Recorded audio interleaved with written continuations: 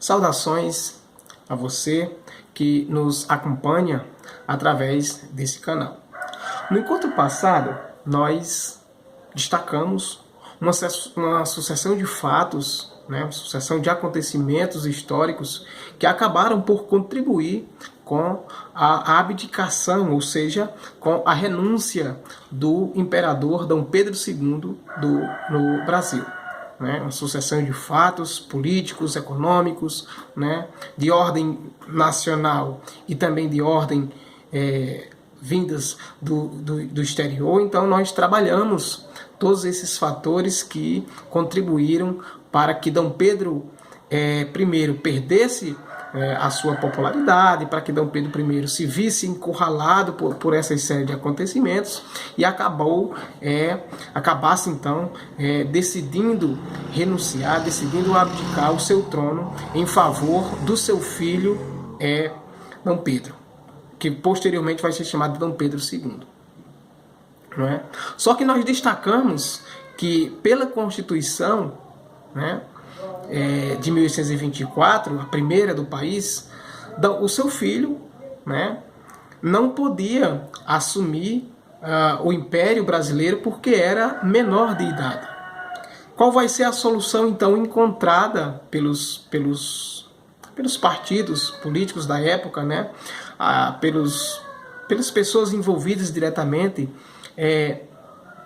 nas soluções de administração do país, encontradas então para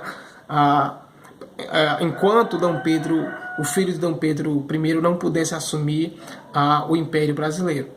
A solução encontrada vai ser um modelo de administração chamado de regência. E o que são as regências? Primeiro destacar que a regência, ou o período regencial, ele vai se estender de 1831, quando Dom Pedro I decide abdicar, decide renunciar, até 1840, quando, a partir de um golpe, chamado de golpe da maioridade, o filho de Dom Pedro I vai poder assumir o Império Brasileiro, dando início, portanto, ao segundo reinado, ou segundo império. Portanto, o período regencial é aquele que vai se estender de 1831 a 1840. Ou seja, o primeiro império, comandado por Dom Pedro I, dura 9 anos, 1822 a 1831. A regência dura de 1831 a 1840, portanto, 9 anos também. E o segundo reinado, é o período mais longo da história brasileira. Vai durar quase meio séculos, que vai de 1840 a 1889. E como é que se caracteriza esse período regencial? Vai ser caracterizado politicamente por uma instabilidade política, ou seja, a pessoa responsável por essa regência vai viver momentos intensos de grandes conturbações, de grandes agitações, grandes revoltas, que não vai conseguir, digamos assim, se sobressair a partir dessas revoltas. Então, a regência vai ser um período muito conturbado, um período de grande agitação, e como nós dissemos, ele é um período que vai ficar no meio, entre o primeiro reinado e o segundo reinado. Primeiro reinado governado por Dom Pedro I e o segundo reinado pelo seu filho Dom Pedro II. Perfeito?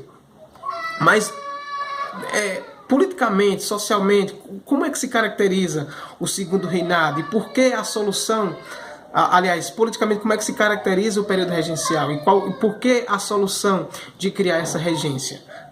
Quais são as principais características?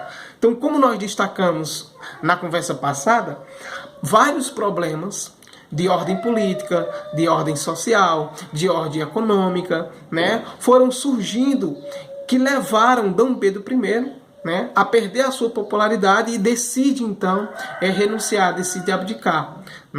Com isso, em tese, era para o seu filho Dom Pedro II poder assumir o comando do país, se tornar o segundo imperador. Só que isso não aconteceu. Por quê? Porque Dom Pedro II né, filho de Dom Pedro I, ainda era uma criança. Segundo os dados históricos, né, Dom Pedro II tinha apenas 5 anos, não tinha como gerir um país, não tinha como ser imperador de um país.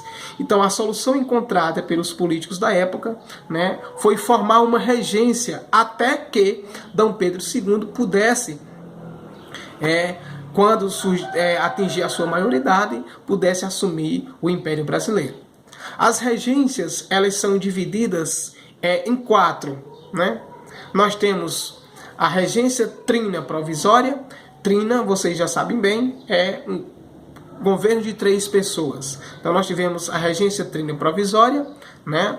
Foi bem provisória mesmo, ela vai de abril a julho, portanto, maio, junho, julho, 3 meses de regência. A regência trina provisória, 3 meses, de abril a julho de 1831. Nós temos a regência trina, também um governo de 3 pessoas, só que regência trina permanente, dura de 1831 a 1834. E a partir daí nós vamos ter regências governadas por uma única pessoa, né? A primeira delas vai de 1835 a 1837 e vai ser chefiada pelo padre Feijó, regência una do padre Feijó. E a segunda regência una, né, ela vai de 1837 a 1840, que vai ser a regência una do Araújo Lima. Durante as regências, nós vamos ter um período de grandes disputas políticas, né, de grandes divergências entre os grupos políticos, né? Quais são os principais grupos políticos que nós vamos testemunhar durante o período regencial brasileiro, de 1831 a 1840, né? Havia, portanto, digamos assim, três grupos políticos, né? Cada um com suas particularidades, cada um com suas especificidades e, portanto, cada um com seus interesses políticos, né? E nenhum desses grupos o povo estava incluído. Vejamos. E nenhum desses grupos políticos tocaram na questão do fim da escravidão, que é o principal problema histórico do país, né? Porque é a partir dele que vai se gerar todos os outros, né? A questão das desigualdades, a questão da discriminação, a questão do subemprego, a questão da falta de emprego, né? E tudo mais. Então, a partir da escravidão vai se gerar todos os problemas do país. E nenhum desses grupos políticos da regência tocou na questão do fim da escravidão.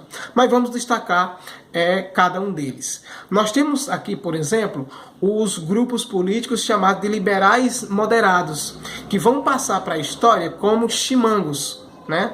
Qual era o objetivo desses grupos liberais moderados? O que é que eles defendiam em termos de política, em termos de administração política para o país? Os grupos dos liberais moderados, chamados de chimangos, eles queriam uma centralidade política. E centralidade política significa dizer que uma única pessoa vai gerir o país e uma única pessoa vai concentrar em si todos os poderes. Poder político, poder econômico, poder religioso, poder social e tudo mais. Portanto, os grupos dos liberais moderados defendiam, em termos de organização política e administração política para o país, defendiam, portanto, uma monarquia. O segundo grupo vai ser chamado de liberais exaltados. Vão passar para a história como grupos das farroupilhas, né? E esse grupo, ele vai defender, em termos de política, uma revisão, né, de administração. E eles defendem, portanto, o fim da monarquia, né? Então eles defendem uma revisão política e são contrários à monarquia como modelo administrativo para o país. São contrários, portanto, ao regime monárquico. Tranquilo até aí? E por fim nós temos os grupos dos restauradores, que vão passar para a história como caramurus, né? Esse grupo dos restauradores, eles são de uma linhagem política que vão defender uma reforma política, mas ao mesmo tempo eles querem o regresso de Dom Pedro I. Ou seja, eles querem, portanto, a volta de Dom Pedro I para chefiar o país. Então, recapitulando, nós temos 3 grupos políticos no período regencial, nós temos os liberais moderados ou chimangos, e eles defendem a monarquia, um regime monárquico, uma centralidade política, né? Um governo político. Nós temos os liberais exaltados ou os farroupilhas, e esse grupo ele defende uma revisão política e são contrários ao regime monárquico para administrar o país. E nós temos os restauradores, conhecidos como caramurus, e eles querem a volta de Dom Pedro I para chefiar o país e defendem uma reforma política. Tranquilo? Mas com a volta de Dom Pedro. Nós temos, durante o período regencial, como nós destacamos lá no início da conversa, que é um período formado por uma completa instabilidade política, né? Onde as pessoas que vão passar por esse período regencial para administrar o país durante a regência vão ter pouca possibilidade de gerência, vão ter pouca possibilidade de continuar governando, administrando o território brasileiro. Por quê? Porque é um período regencial que nós vamos ter e vamos testemunhar o surgimento de vários conflitos, de várias revoltas. Todos eles, né, todas essas revoltas com objetivos diferentes, né, de ordem política e econômica diferente. E a consequência dessas revoltas, né, vai ser, portanto, a instabilidade política. E o que é instabilidade política? Justamente onde as pessoas responsáveis por administrar o país não vão ter condições políticas e administrativas de continuar gerindo e administrando o país, justamente por esse período muito conturbado, por um período de muita instabilidade, por um período de grandes revoltas, né? E a gente alinha a essas revoltas, coloca para somar com essas revoltas de instabilidade por país as questões precárias de grande parte da população, né, que vão ser inclusive o motor dessas revoluções, vão ser o motor dessas revoltas. Tá bom? A origem precária, a falta de condições econômicas, né, a pobreza da grande maioria da população é que vai ser o motor dessas revoltas.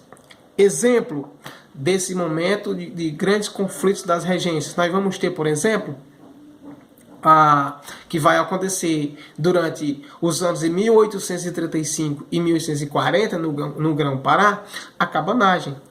Nós vamos também, calma que numa próxima conversa nós vamos destacar cada uma dessas revoltas, o porquê aconteceu, né? Qual foi, digamos assim, o que é que cada revolta conseguiu conquistar, o que é que não conseguiu, né? Quais foram o destino dado aos seus principais ou às suas principais líderes e tudo mais. Mas isso é em outra oportunidade, tá bom? Aqui nós vamos apenas destacar as principais revoltas.